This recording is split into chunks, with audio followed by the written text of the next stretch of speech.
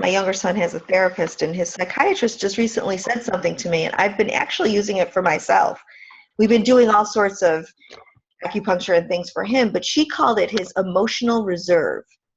And she was saying, let's keep doing stuff like this, build up on all of this. He journals, he, goes to acupuncture, he uses oils. She goes, keep building up on all of this so that when he needs it, he has stuff he can pull from. And I remember leaving his therapy session and being like, it's a freaking great idea. We need that. We need that, especially when you're going through treatment.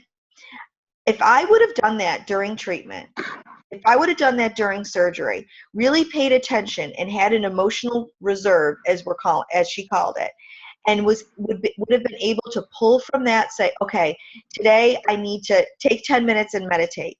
Okay, today I need to schedule an acupuncture, whatever it was, journaling, coloring.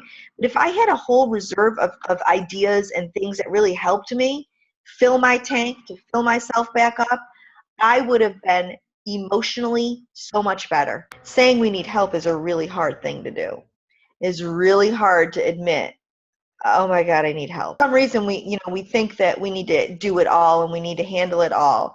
And admitting that we need help is really difficult. And I think that if we had this toolbox, this emotional reserve, asking for help wouldn't be so hard, because you would have gone through X, Y, and Z. And then if you got to Z and you were like, I still need something else, then you might be able to really look at yourself and say, that's it. I need help. I can't. There's nothing. I've done everything I can. For kids too, they need that. This is the way to end every stigma.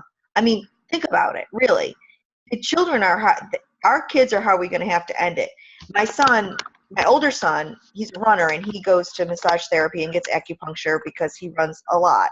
And we went to a new massage therapist, and he was filling out the form. And on the form, it talks about depression, and he's lived with depression his whole life. And he looked at the form and he said, oh, it says depression. Do I have to put that on there? And I said, yes, you do. And we talked about being honest, filling out your medical forms. Now, he's 17. I understand I still go to the doctors with him. I get that. But he's going off to college next year. He needs to understand the importance of being honest with your medical providers. Think about how many times you went into the doctor and you didn't want to tell them about whatever it was. And I think about things that went on during breast cancer that I was mortified to talk to the doctor about. Vaginal dryness. I didn't want to bring that up to the doctor. I was like, I couldn't believe it was even happening. Your bowel problems, whatever. It's so important to teach these children at an early age that they need to be honest and authentic with their medical providers, because eventually they're going to have to deal with it themselves.